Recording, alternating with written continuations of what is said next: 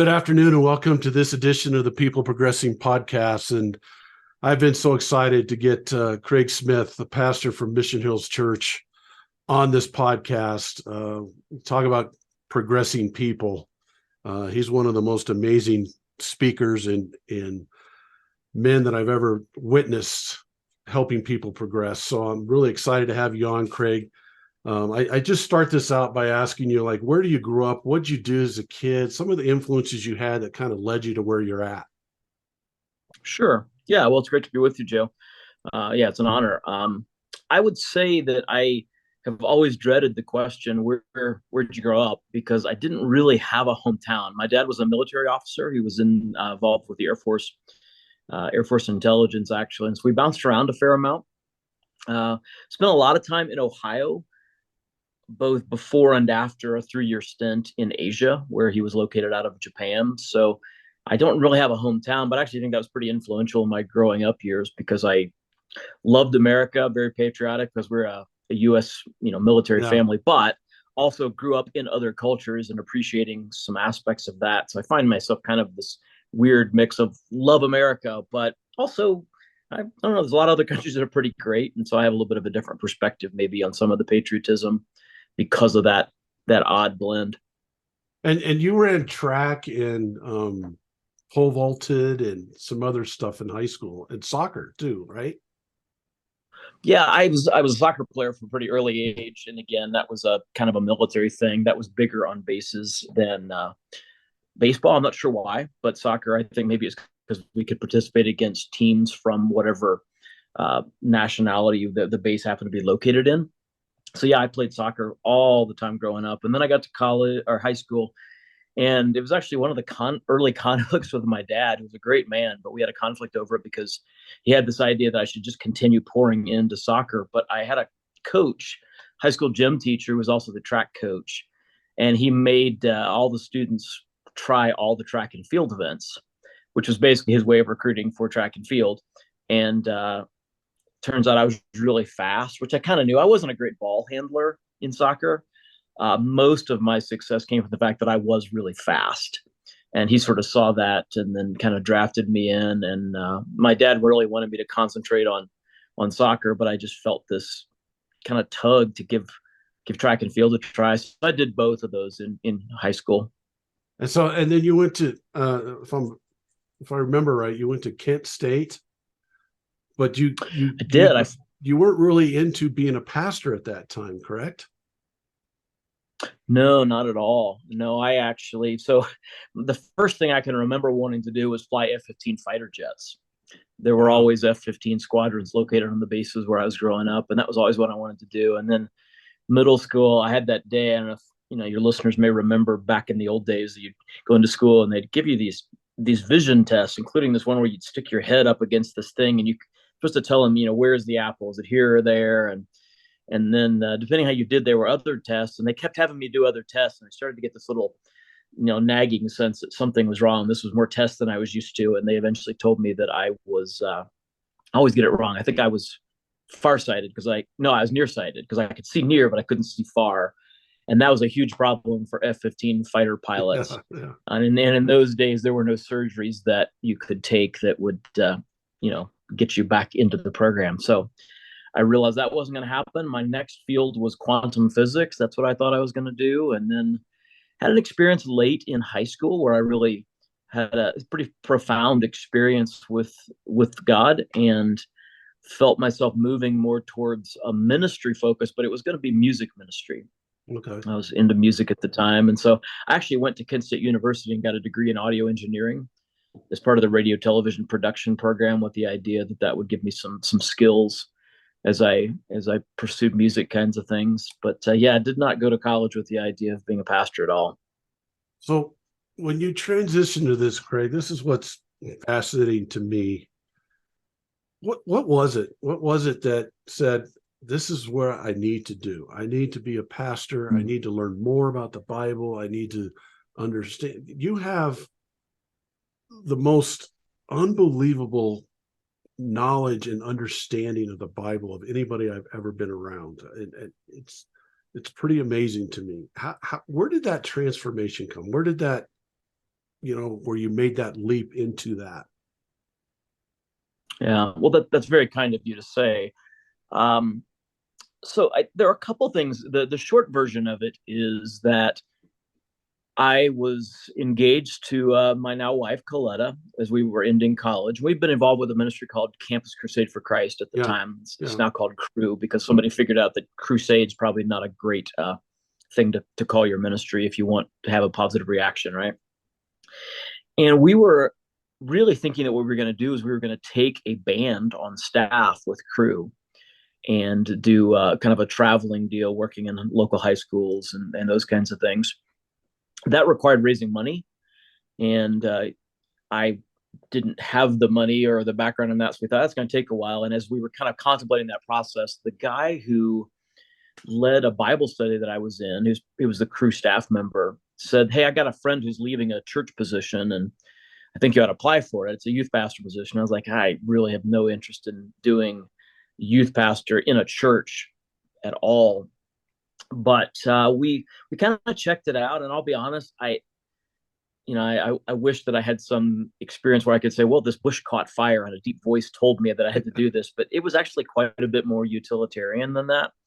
What we figured out was, oh, they're offering a paycheck to do ministry, which we were drawn towards ministry, and they're offering a paycheck. And I thought, well, we'll do this for a year, and that'll give us, what we need to live and or do our first year of marriage, and we'll figure out how to raise support during that year as well. And so I thought it would kind of be the launching point for the nonprofit parachurch ministry area. But quite honestly, even though that church in a lot of ways was very difficult, theologically, I was not on the same page with them. It was a very liberal, old school, mainline denomination. Didn't value a lot of the same things that I valued. God used that time at that church to really seize our hearts for ministry in the local church, and for just working with people that we had regular contact with, because we were there with them week in, week out. So God really seized our hearts for that in that time there. We by the way, we were there for a year instead of one, and we thought we'd do one, and God kept us there for 3 years. If I go back, there was one other element, and that is that when I was a senior in college, the ministry, the campus ministry that I was involved with, had some expansion campuses, which meant other schools that are a little distance away, but they didn't have permanent staff for Campus Crusade. And so I was asked to go and speak at one of them.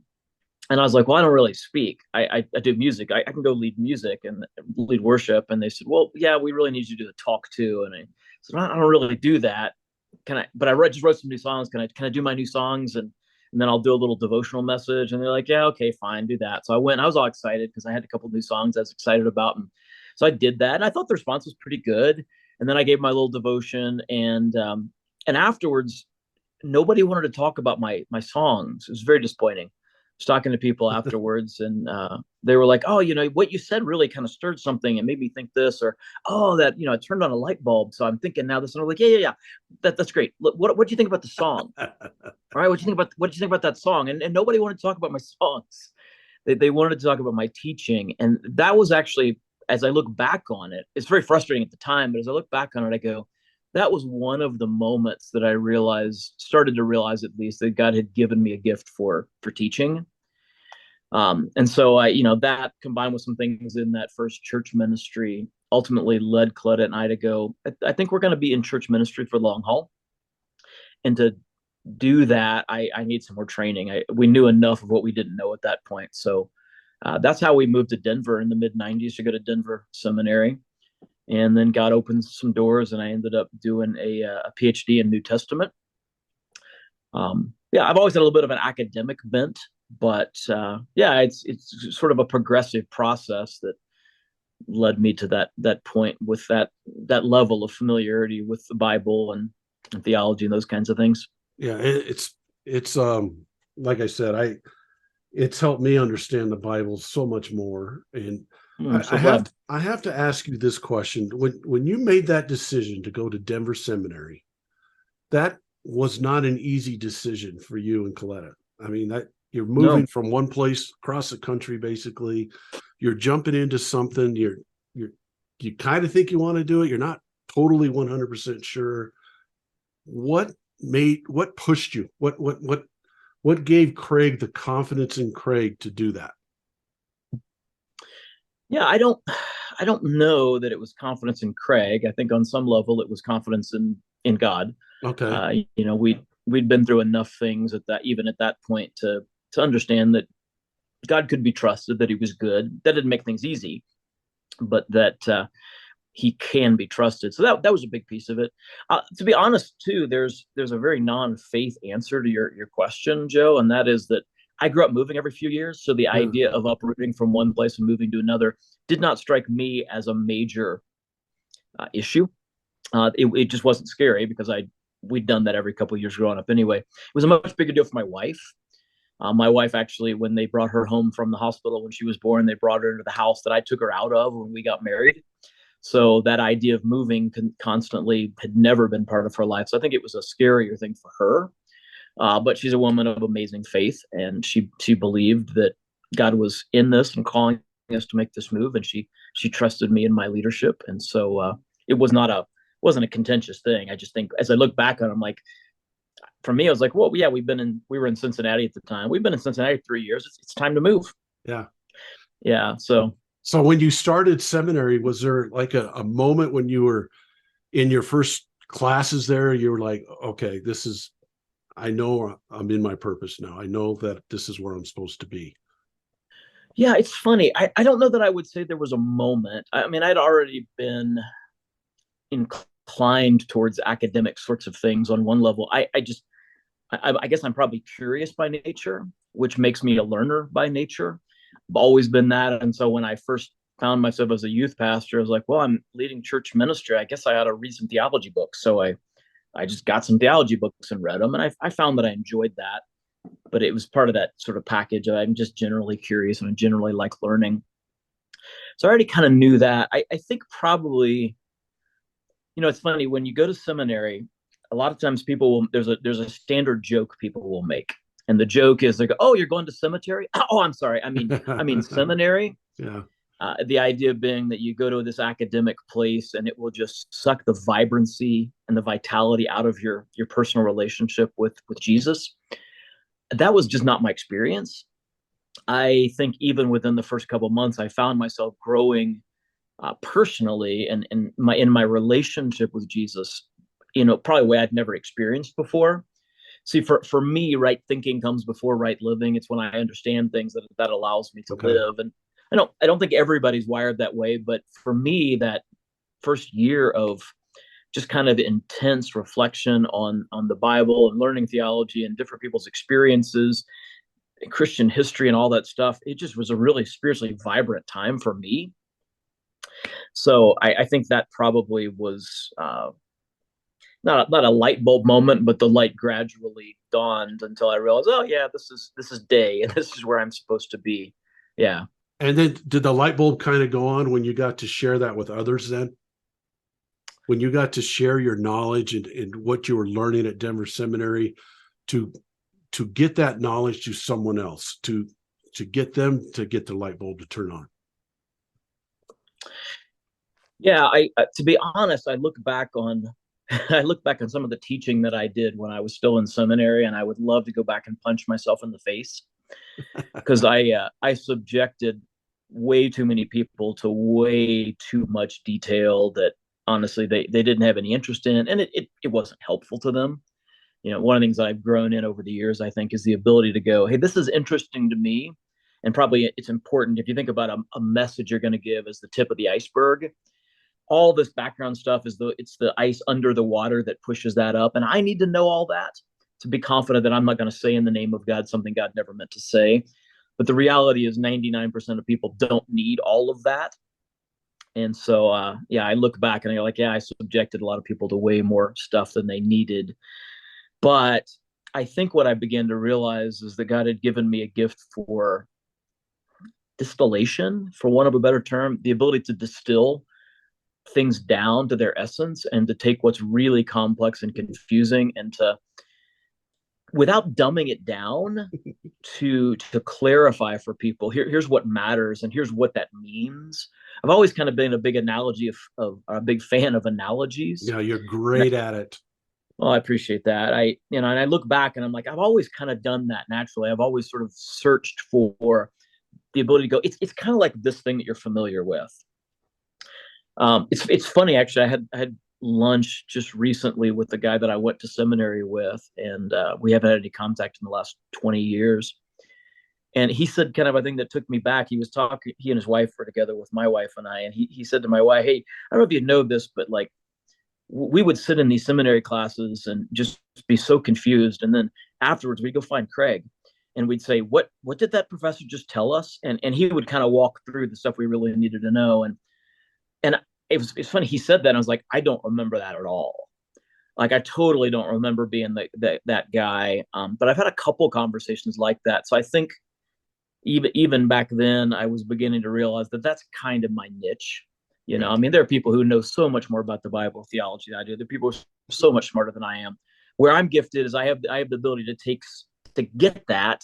Like I have enough intelligence to understand most of it, but the gift that God's really given me is the ability to boil that down to clarity in a way that hopefully helps people move forward. My goal is ultimately not to teach people about God. It's to teach people how to follow Jesus, using all Yeah. that other stuff as foundation points to shore it up. But yeah. What's amazing to me, Craig, what you the way you describe things and the way you let us all know, what this means, is so transformational, but it's also transcendent into the religious world, the business world, my world, the athletic world, where when we're talking leadership and so forth, how much do you sit there and think when I'm making this sermon up and I'm coming up with it, I'm practicing it, this is going to help this business leader lead his business in a better way? And the reason I ask that, Craig, is what got me into doing what I'm doing now is I read a stat that 70% of Americans are disengaged at work. And 85% of those 70 say it's because of the leadership they work for. Mm-hmm. And when I sit there and listen to you and you give your analogies and so forth, you can relate that to the business world. You can relate that to being a parent. You can relate that to being an athletic coach. You can relate that to all those. How much does that really play into what you're trying to give us when you're up there speaking to us? From a practical perspective, probably not as much as you think. I'm not necessarily going back and looking at the message through the grid of, okay, what does this mean for the business guy? What does this mean for the mom? What does this mean for the student in high school? I'm not doing that as much. What I am doing though is I'm constantly asking the question, how does this going to help somebody follow Jesus faithfully? Okay. Right. Okay. And what I will often do, and I'm sure you probably noticed it, and maybe what you're picking up on is actually what I call the bullet point application. And what I'll do often is I'll explain the principle and just how it kind of works in life. And then I'll go, so if you're a mom, you might think this. And if you're a student, you might think about doing this. And they're real quick. And all I'm really trying to do is get the ball rolling to get people to go, well, I'm X, whatever it is. And I want to make sure they don't think that it's limited to like when I'm in church or that particular role, but I want people to go, okay, so I'm X, and I've got this principle that I think is probably ultimately wisdom. I think it comes from God, but it's been taught through His Word, and I'm trying to distill it down for people. So I'm X, and I've got this wise principle, this truth. Well, what does that look like in my life? Rather than trying to give everybody what it looks like in their particular roles, because there's so many different people and I don't know their worlds. Yeah. I'm just trying to give them that principle that I know will make a difference in whatever world they're in. And then I'm trying to kind of jumpstart their own thinking as far as what it might look like. So that's kind of what it looks like, as opposed to a grid where I'm thinking business leader, mom, X and such. Yeah, it transcends all of it. Greatest leader of all time, Jesus. Amen. And when you do that, I'll just personally, when I'm listening to you, I'm like, man, I can use this and that. I can use this and that, and I'm doing it because Jesus, and it's just increased so much in me. Let's get into your books. You've written a couple books. You said your favorite is How Not to Miss God Moving. Yeah. Tell me a little bit about that. Yeah, so I'm fascinated by the idea as I was reading through scripture over the years that you have these stories throughout the Bible where God does something amazing. And so often when God did something amazing, there were two very different groups reacting to it. One group was like, that is amazing, and I got to get on board with that. And then there's often another group that somehow missed out on it completely. And sometimes it was resistance, but sometimes it wasn't even resistance. They just didn't see it. When we'd read the Bible, and I would often find myself, especially like with the Gospels, and that book is primarily oriented towards the Gospels, I'd go, how could they look at Jesus in front of them? How could they see what he did and to miss out on who he was? That seems inconceivable to me, right? And so I kind of was asking the question, like, what caused them to miss what God was doing? God was moving in their midst. He was literally in their midst in the person of Jesus. What caused them to miss that? And so that was the grid or the lens that I came at it with. And so there's several significant events in the book from the Bible that I kind of look at, and I just look at, okay, what caused this group of people to miss out on what God was doing? Yeah. So, and then So, the idea obviously being like, whatever caused them to miss it, let's see what we can do to make sure that's not going to be a part of our lives. Let's see what we can do to make sure that we don't make the same mistake, which causes us to miss out on what God's doing. so let me ask you this, Craig. When you're talking about that missing out, how much of that is trust? How much do you deal with the trust factor in believing what Jesus came down here and did, or in putting your faith in him? In you said certain people missed it. It was right in front of them, but they missed it. Do you think that has a lot to do with the trust factor? I do. I think you're right about that. I think trust may actually, or lack of trust might actually be a symptom of a deeper underlying issue or other issues. And that is that I think most people would say, well, if I knew it was God, I would trust him, right? I mean, even non-believers, like, well, if I knew for sure that God existed and I knew for sure that God wanted me to do this, I'd probably trust him. So the question really is, what makes it hard to trust God? Now, Right. obviously, if you don't believe God exists, that's going to make it very hard to trust him. That's totally understandable. But for religious people, right, and Jesus was interacting almost exclusively with religious people. For religious people who already believe God exists, why didn't they trust Jesus? Which is to say, why didn't they trust God? And I think there are other factors that drove that lack of trust. So, I mean, just one example is tradition, right? I mean, you got Jesus interacting with the Pharisees who had a lot of traditions, and they weren't bad traditions. In fact, a lot of them were very good traditions, and some of them were attempts to protect God, honestly. So, I mean, if I just been on the rabbit hole for just a quick second, so God gave the Israelites the law of Moses, and so it had basically a bunch of rules and regulations, and sometimes the rules and regulations were astonishingly specific, like don't wear cloth woven from two different kinds of fabric, because God was illustrating a principle about not being, that light shouldn't be wedded to dark, and he was kind of teaching them some of that. But then you had some laws that were astonishingly vague, like don't work on the Sabbath, which sounds great, but it raises all kinds of questions, like, well, what constitutes work, right? How much work? Obviously, if I go out and plow a field, that's work. Nobody's going to question that. What if I just walk across the field to get to the other side to pick an apple? And what about picking an apple? Is picking an apple work? I mean, I'm getting food for myself. So, like, if I were digging it out of the ground, that'd be so. Well, what constitutes work? And so you had a movement in early first century Judaism where the Pharisees in particular came along and they said, well, like we gotta help God out. We got to give some additional rules so that people know how to obey his law, not to work on the Sabbath day. And so they put what they called a fence around the Torah. Torah is the Hebrew for the law. And so they would say, okay, yeah, here's how many steps you can walk. Oh, You can wow. do Yeah. these things, but you can't do these things. Yeah. And it's interesting. Christians will often read that kind of stuff and they'll be like, oh my gosh, these people are just so out to lunch. What's wrong with these people? But in reality, they were trying to help. They were trying to help people figure out, how do I put God's law into practice? Unfortunately, that's the basis of legalism. And if God wanted us to have that kind of specificity, he could have given it, but he didn't, because he's really much more interested in hearts than he is, Yeah. rule following kind of a thing. Yeah. But see, what happened then was those additional rules and laws became traditions, and traditions rose to the elevation of divine decrees in their minds. And then Jesus came along and he broke a lot of them. Yeah. Not God's law, but he broke their laws. Right. And there's even some controversy about whether or not he broke the Sabbath law, because he healed on the Sabbath. He allowed his disciples to eat. But that's a more interesting question. We set it aside. At the very least, he broke their additional ones. And so they couldn't see Jesus for who he was, because they couldn't imagine that God would want to be defying their good, holy, righteous traditions. And so their traditions really got in the way. That's what kept them from trusting God. Right.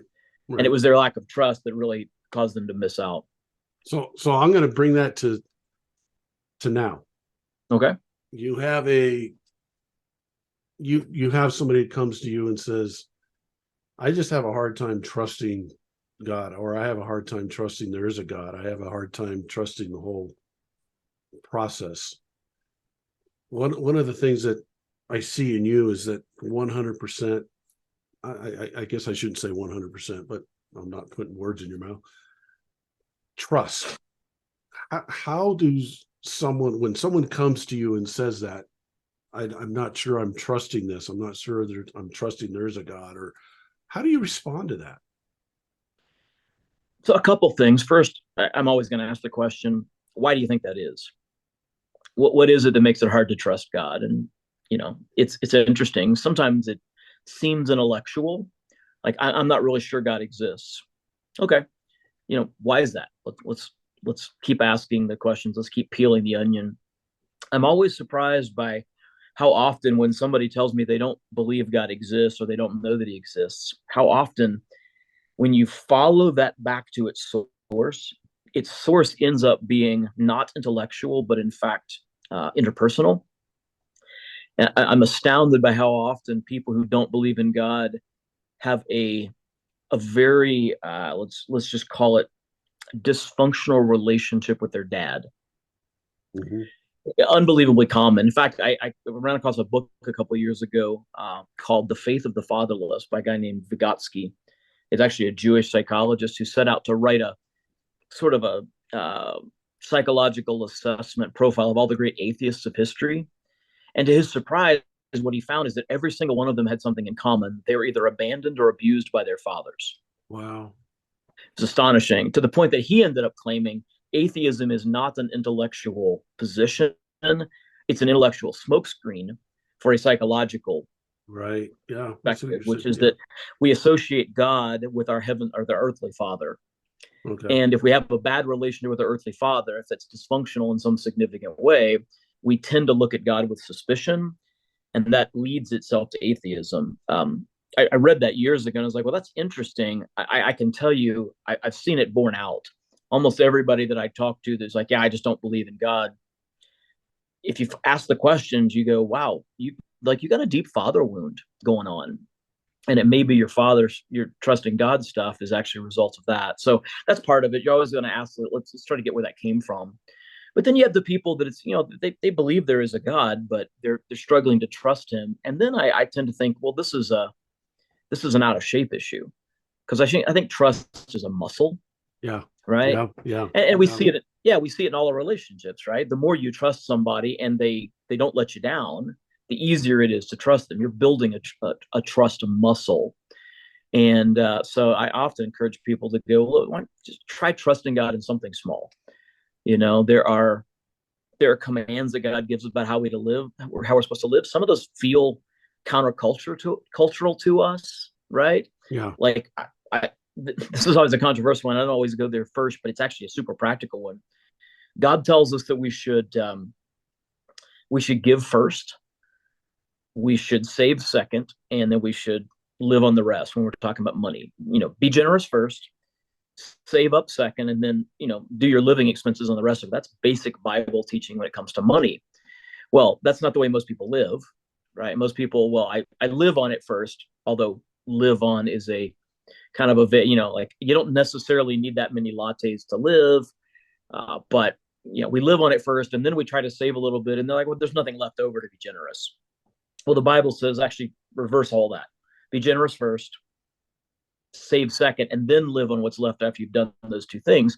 And if you encourage people to do that, what I consistently have people tell me is, my life seems to be doing better. Yeah. I'm not quite sure why it is, but financially things seem to be better, even though I'm giving first. Right. Right. Yeah. And that's one of those places I go, yeah, you're starting to build the trust muscle. And if God's right about that, and if trusting in that actually means things go better, well, okay, let's talk about some of these other things. Let's talk about honoring God with our view of sexual intimacy, or our view of relationships, or our view of all kinds of things, right? Yeah, so it's a muscle building thing. The muscle building that comes from studying too, right? I mean, studying the Sure. Word, studying the Bible, and so forth. What joy did you get out of writing your books?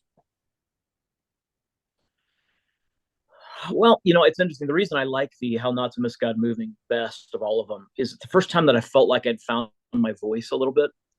If I look at the earlier ones, I'm like, yeah, they're a little on the academic side, and I think you can see hints of my growing ability to bring complex things down to to an accessible level. But I felt like I got there much better with How Not to Miss God Moving.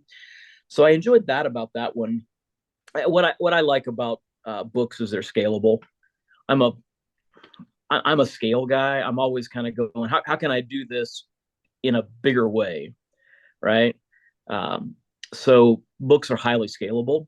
Like I can pass those out. People can buy those on Amazon, pick them up in different places. And so the ideas that I think are going to be helpful to them, I think they're going to be a blessing to them, are actually just available in places where I don't have to physically be present.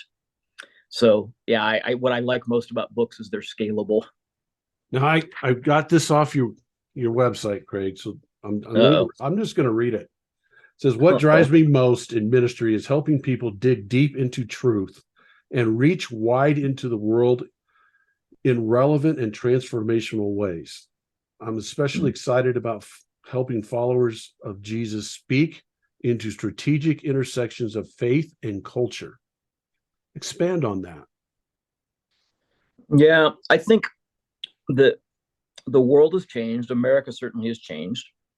And if you go back 50, 60 years, you're living in a predominantly Christian culture. Not to say that everybody's a real follower of Jesus, but there's a cultural acceptance of and a familiarity with biblical teaching. We're not in that place anymore.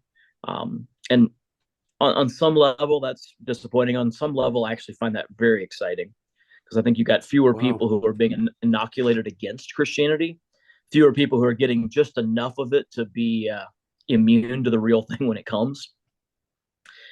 But because that change has happened socially or societally, we're no longer in a place where you can assume common ground when you start talking about the Bible or Jesus. It used to be, if you wanted to argue with somebody about Christianity, you could start with the Bible verse, and people generally thought the Bible had some weight to it. So, sure, start there. I think that's a silly way to start now. I'm constantly surprised by how many people are talking to atheists, and they're trying to persuade them to the truth of Christianity by sharing Bible verses. Well, sharing something that they don't think is authoritative isn't going to work. Right. I don't think that's the place to start. The question then becomes, where do you start? If you don't already have common ground in Christianity, where do you start having conversations? And what kind of gets me pumped up is places where our culture is already asking questions that Christianity has answers for. Or to put it less concretely, the culture is already dealing with issues that Christianity deals with. Okay. And helping them understand that these questions that are already going on outside the church are actually things the church has the ability and maybe even some wisdom to speak into. I love those kinds of things. Yeah. And I love the mission of Mission Hills, to be like Jesus and join him on mission. Well, to help people become like Jesus and join him on mission. Yeah. Okay, so when you're talking about get on mission with Jesus, expand on that a little bit. I look at it in a way. I guess I'll say it this way. I look at it as I go out every day, and I'm leading people, and I'm coaching people, and I'm doing those things, that they're seeing Jesus through me. Mm-hmm. How do you view that when mission on mission with Jesus. I think that's so powerful. Yeah, well, I love what you just said. Yeah, I mean, I think that is kind of gist of what we're getting at when we talk about being on mission. So if I can do it, there's a theology that underpins this. So it goes all the way back to page 1 of the Bible. Page 1 of the Bible, God creates everything, right? And there's a pattern to the way he does it. He says, "Let there be," and there is. So he creates by speaking. Okay, and that establishes God as king, because in the ancient world, only kings could do anything by speaking. Everybody else had to go out and sweat it out, But kings could go make it happen. It happens. So God creates by speaking, and then he names things, and that's a sign of his kingly authority over them as well. In the ancient world, to name something meant you had authority over it. So there's a very clear picture that God is king. And then he comes to the creation of human beings, and it's interesting, he breaks the pattern. He doesn't say, "Let there be human beings." He says, "Let us create mankind in our image." And both the pattern change, because he's announcing his intention before he does it, which elevates the creation of human beings. And he says, "Let us," which is, in the ancient world, it was called the majestic plural. And a king would use it to talk about kingdom business. Yeah. So a king would never say, "Let us go get a snack." He would say, "Let us go to war. Let us start this building project." It was always kingdom business. And so everything about that creation of human beings says this is kingdom business. So God creates us as his image. And that image word's really significant when we don't often understand it. I think the idea of an image in the ancient world was a physical object that represented someone or something that wasn't physically present. Okay. I'll say that it's a physical object that represented someone or something that was not physically present. Okay. It was actually the word the Hebrews used for idols, because that's what an idol was. It was a physical object that represented a spirit. Okay. Spirit's not physically present, so we'll make a physical item. And then what they hoped would happen is the spirit would manifest its presence through that physical thing. Okay. And the Hebrew word for that is tselem, which is the word that God used. He said, "Let us make mankind as our tselem." So human beings were made as physical representatives of God. Okay. And our whole purpose in creation is actually to extend his influence in the physical world. Okay. So that's what it means to be human. We're literally the representatives of God. And so our job is to extend his influence throughout into every corner of creation. And you see it when he makes Adam. So when we kind of boil down, let's get real specific, right? Here's why mankind exists. Let me create the first one and show you what I want. He creates Adam, and the Bible says that he created him, and then he took him and put him in the Garden of Eden. So he was apparently created in the wilds of creation. The garden had been cultivated. It had been, planned. It was orderly, right? God created Adam out in the wilds of, then he put him in the garden. And I think the point of that is he's basically saying, "Hey, you see what I did here? I want you to do this out there." Okay. Right? Yeah. You're going to extend my influence. And that's our mission. We're extending God's influence everywhere that we have influence, right? And there's lots of ways we do it. We order, we create, we work. All those things are great things. So because we sinned, everything got broken. But when Jesus came, he reestablished that purpose of human existence. Okay. We're actually created to represent God. It's, by the way, it's the reason we pray our prayers in the name of Jesus. In the name of is an old language for as a representative of whoever I'm talking about. So in the name of, as a representative, we recapture that. Okay. So to be on mission with Jesus means that we extend God's influence everywhere that we have influence. And I know I just gave you a whole lot of stuff for that one simple sentence, but I wanted you to see the background to it. Yeah. When I say, to be on mission is that we work to extend God's influence everywhere that we have influence. It's part of who we are, and it's also the joy of what Jesus has made possible by the forgiveness of our sin and bringing us back into a relationship with God. It's very hard to represent a God, to extend the influence of a God that you don't know anything about. And so Jesus, by restoring us to a relationship with God through faith in him, is actually giving us the ability to reconnect with the God that we were always intended to represent. Wow. And so now we're extending his influence throughout creation. And it happens in lots and lots of different ways. It's not just church work. I actually think when we do our jobs well, when we plow and plant, when we create, when we do architect, I think all these are actually ways that we're fulfilling some of our purpose. And there's a reason why I think humans do those things and experience joy. It's because they're touching on something that God made them for. but they don't quite understand that that's what they're created for. And there's a whole lot there, but No, there's some stuff to chew on maybe. I love purpose. I wrote a book called The 3 Ps: Find Your Purpose, Perspective, and Passion.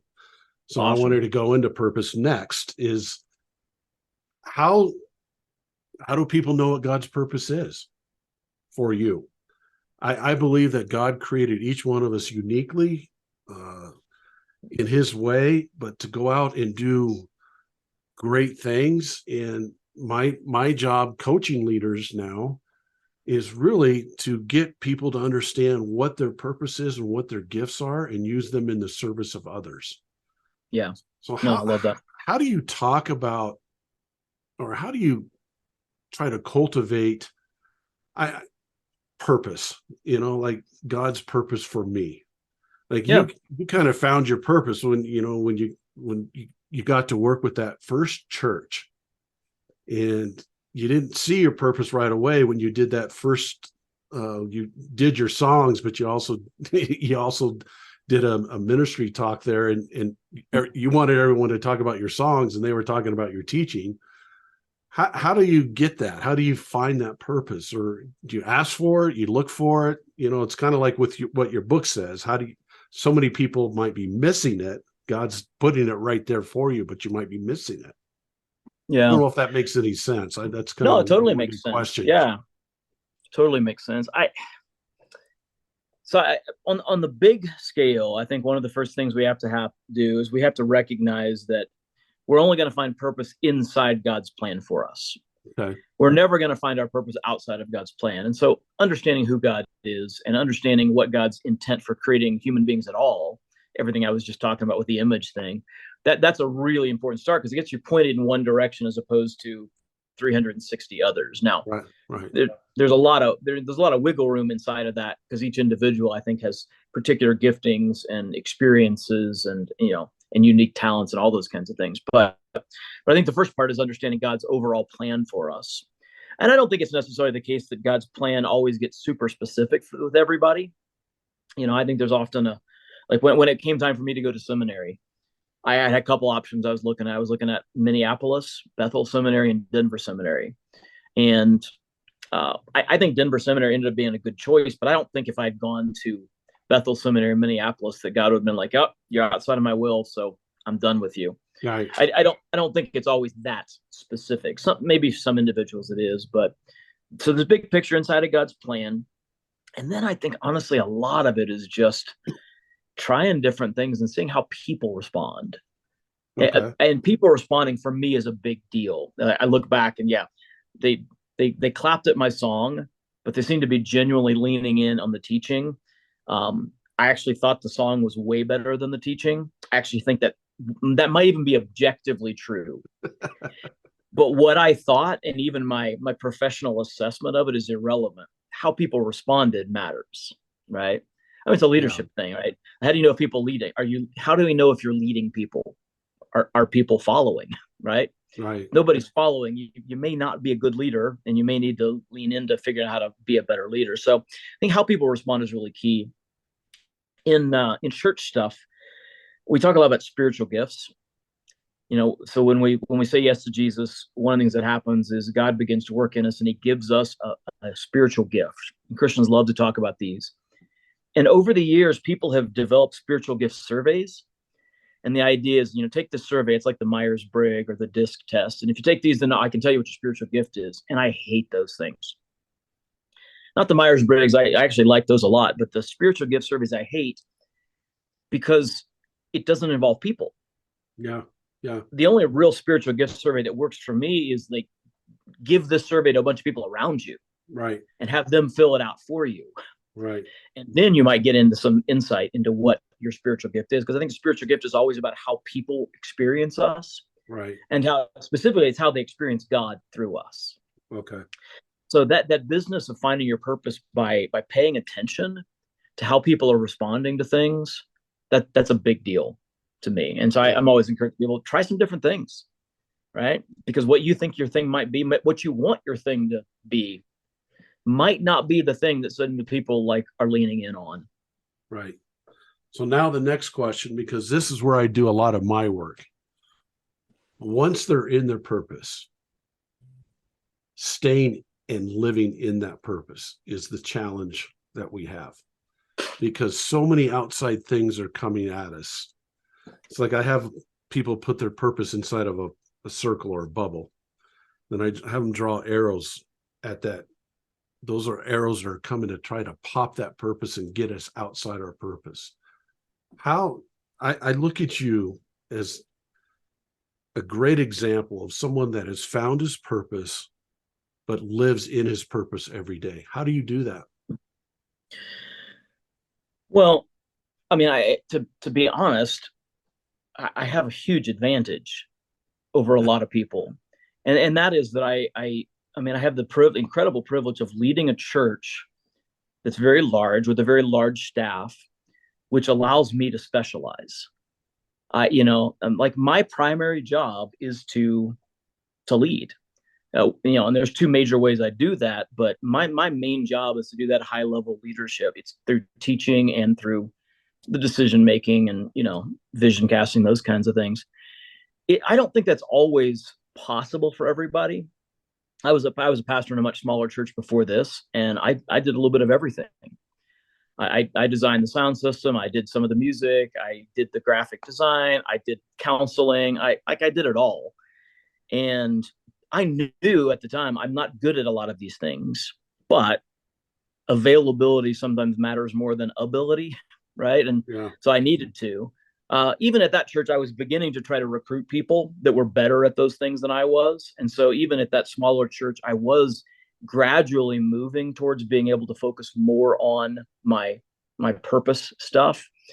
But I also had to continue doing those other things. And so I don't ever want to discourage somebody who is not in the position that I'm in or the position that a CEO was in and say, oh, you're not living just in your purpose, you're messing up.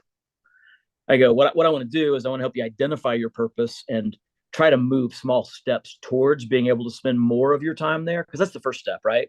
Not spending all your time there, just can you spend a little more time in your purpose than you were? And as you gradually spend more time in your purpose, you're also spending less time out of it.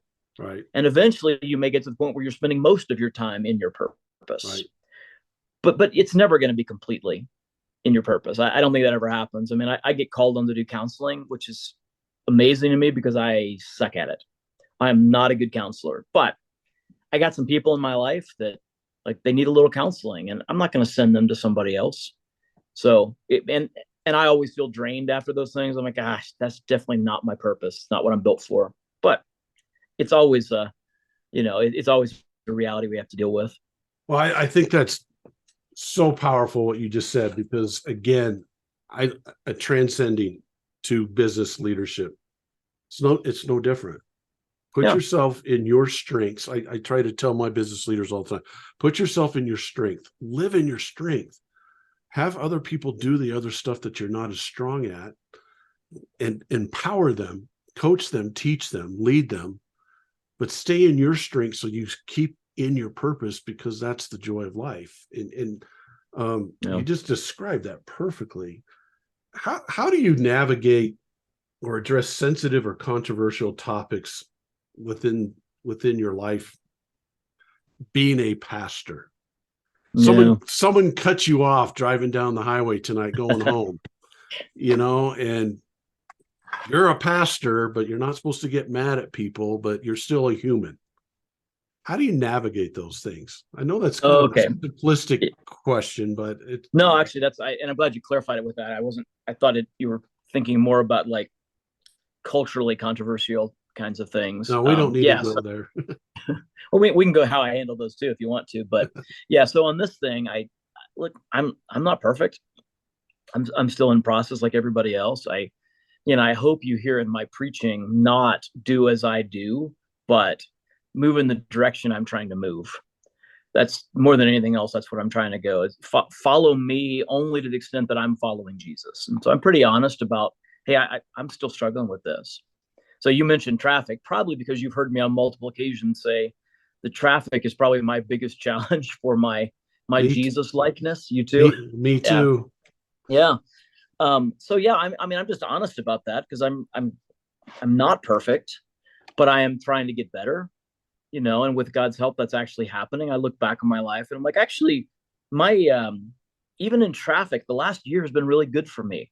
I read a book about a year ago called Unoffendable that really challenged me. And as I started to put into practice some of the principles it gave, and honestly, just some of it was just a framework for thinking. And I was like, I think he's right.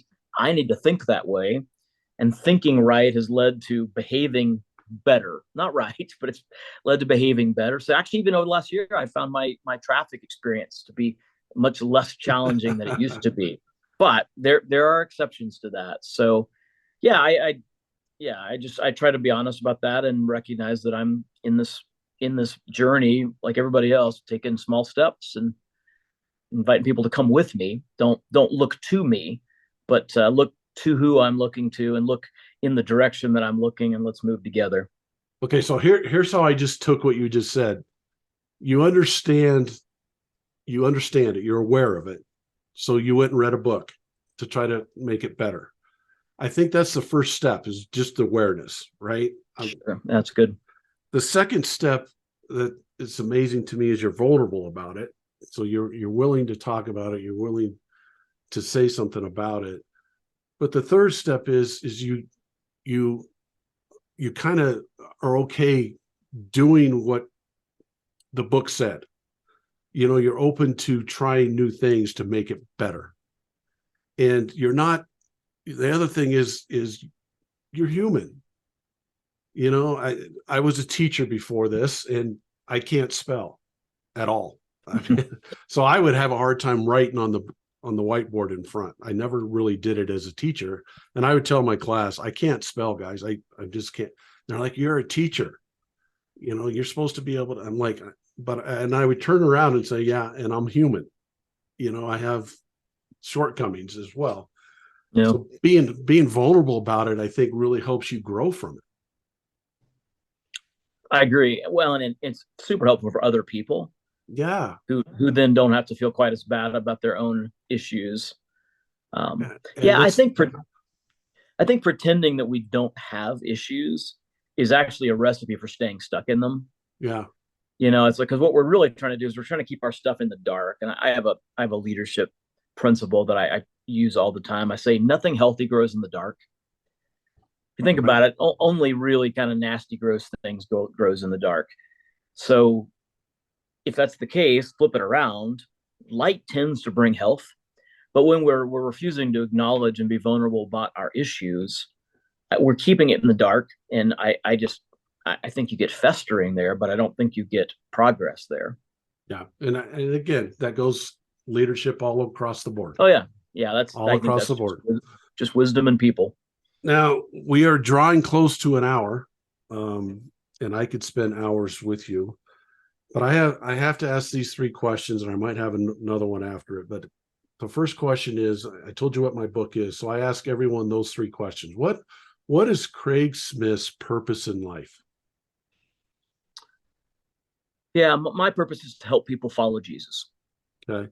And what is your passion? I love helping people follow Jesus by explaining complex issues in ways that they can take hold of and do something with. And you're amazing at it. I'm going to say it again. You're very kind. Now, what I say is that purpose equals passion a lot of times, and passion equals purpose. And you kind of said that. Yeah, they're definitely big overlaps there. Yeah, and what holds it together is your perspective on life. And those things that come at us every day try to test our perspective. And to me, the glue in holding your purpose and passion together is your perspective. What is your perspective on life? Craig wakes up in the morning and says, this is how I'm going to live my life. So I think it might go back to something I read when I was a little kid in a Reader's Digest. It's awesome. It was one of those quotable quote kinds of things.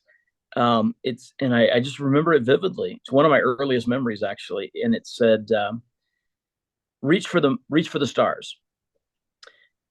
Because even if you don't quite get one, you're not going to come up with a handful of mud either.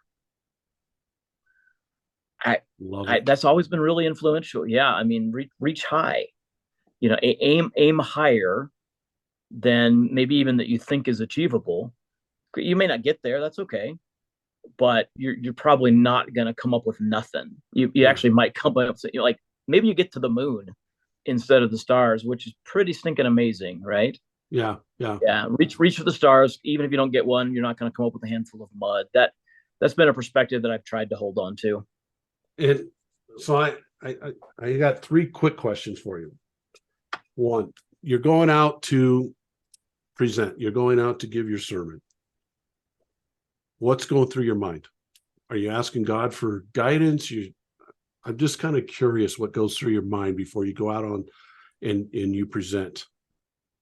Yeah, my number one prayer before I go out to preach is, God, help me help these people. How do you feel when you're done? Most weekends, I feel like God's used me. Most weekends, I feel like, God showed up and helped me do what I wanted to do more than anything else, which is, at least now. When I was younger, if I'm going to be honest, I look back, I'm like, I really kind of wanted to impress people. I don't really want to impress anybody anymore. That little voice is still there, but I don't give it a lot of vote in my life anymore. So most weekends when I finish preaching, I feel like I helped. Sometimes I'm disappointed. I don't feel like I helped as much as I could have. If I'd done that better, or been clearer, or if I'd said this or not said that. But in general, I feel like, yeah, I helped people. Yeah. I can promise you that you do every weekend. Thank you. Last question. What advice do you have to anybody out there who might be struggling with their faith or the meaning of their life, the search for the meaning of their life? Or I don't know if that makes sense. They're struggling about, man, do I really believe in Jesus? This just happened to me the other day. I just got in a car accident and everything else. If there was a God, that wouldn't have happened. So they're struggling with faith and maybe struggling with their meaning of why they're here. What advice, quick advice? I know that's kind of a deep question. No, it's a great question. I think the number one piece of advice would be, find a group of people that you can talk through those questions with. Okay.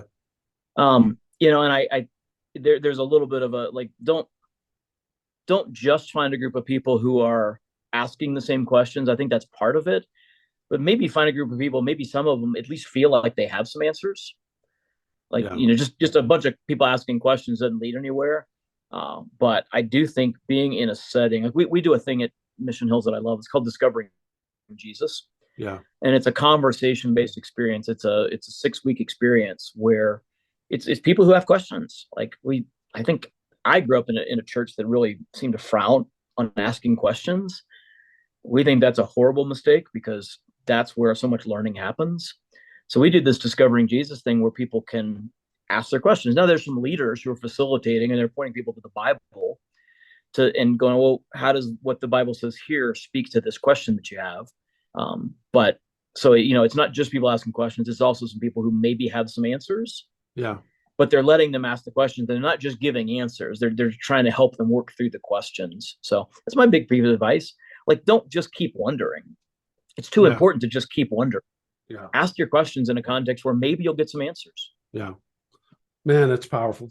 Craig, thank you. I know your time is limited, and you taking the my pleasure. time to come on. How do people get a hold of your books, or get a hold of you, or want to come to Mission Hills? Or, I'll be honest with you, I started by watching online, and everybody does. Yeah. I watch 8:00 Sunday morning, then I come to the 11:00, so I don't miss anything. So I can hear it twice. Wow, you're double dipping. Wow. Yeah. But probably a good thing. How do people get a hold of you? Go ahead. I'd say 8 a.m. you're actually listening to the message from Saturday night. Yeah, we don't broadcast it, so we replay. And so by the time you get it at 11, I've had a few more times to distill it. Hopefully you get a little bit clearer version of it. Yeah. So Mission Hills, and I love Mission Hills. It's 85 years old, and I've only been here for 7. So I'm standing on the shoulders of people who have done just amazing things here. But missionhills.org, you can watch stuff live, as well as listen to recorded messages, and that's a great way to get a feel for it. As far as my stuff, if you look up, I don't think I have an author page at the moment. It's been on my list of things I need to get done, So I can't direct you to an author page in Amazon, but if you look up how not to miss God moving, you'll find that, and I think you'll see links to there's a couple of other books that are out there. Okay. And again, thank you. Again, this is the reason I do this podcast is to help people keep progressing. I think it's a challenge to motivate people, but I think it's really, I shouldn't say really easy. I think it's easier to inspire people to motivate themselves. And what you do is you inspire people to motivate themselves to learn more, to grow, to keep progressing, not only in their faith, but in their world, to make the world a better place. And you're one of the ones that I see in this world that's making a huge difference in changing and inspiring people to be good to people, to respect people, care for people, love people, and help people, serve people. And so I am blessed to have you on this podcast, and I appreciate every second of this. Well, again, you're very kind, and I'm really glad God's using me in your life and hopefully some other people's lives. But yeah, it's been a lot of fun. So thank you for having me. It's been an honor. Thank you all for listening to the People Progressing podcast this week with Pastor Craig Smith. Unbelievable human being. I just so fortunate to have him on. You can get a hold of me through coachjoewhite97@gmail.com if you need to get speaking engagements or anything like that. Come speak to your groups or anything like that. But just keep passing along this podcast. And I know this one's going to get downloaded and passed along a lot because it's so powerful. So again, thank you so much for listening this week. And please, please, please keep progressing. Thank you.